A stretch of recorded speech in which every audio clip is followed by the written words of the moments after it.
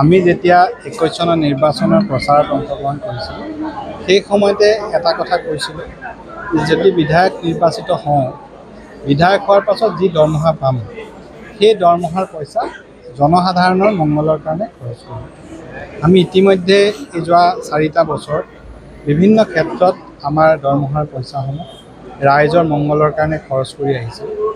আজিও প্ৰায় এবছৰৰ দৰমহা একগোট কৰি 100 গৰাকী বিশেষভাৱে সক্ষম ব্যক্তিৰ বাবে 100খন হুইল চেয়াৰ আমি ক্ৰয় কৰি আনি ইয়াত বিতৰণ কৰিম।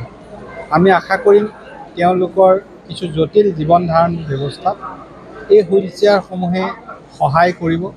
তেওঁলোকে সহজ আৰু স্বাভাৱিক জীৱন যাপন কৰিব পাৰিব আৰু প্ৰত্যেকজন ব্যক্তিৰ সুস্বাস্থ্য আৰু আমি মংগল দীৰ্ঘ জীৱন কামনা কৰিছোঁ।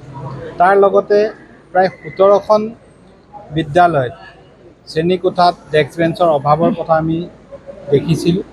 এই বিদ্যালয়সমূহত নুমলীগড় শোধনাগাৰৰ সহযোগত আমি আজি ডেস্ক বেঞ্চ বিতৰণ কৰিলোঁ যাতে সৰু পথাৰৰ শিক্ষা ব্যৱস্থাটো আমি আগুৱাই লৈ যাব পাৰোঁ আৰু ইয়াৰ ছাত্ৰ ছাত্ৰীসকলক যাতে সৰ্বাধিক সুবিধা দিব পাৰোঁ তাৰ কাৰণে আমি প্ৰচেষ্টা চলাইছোঁ।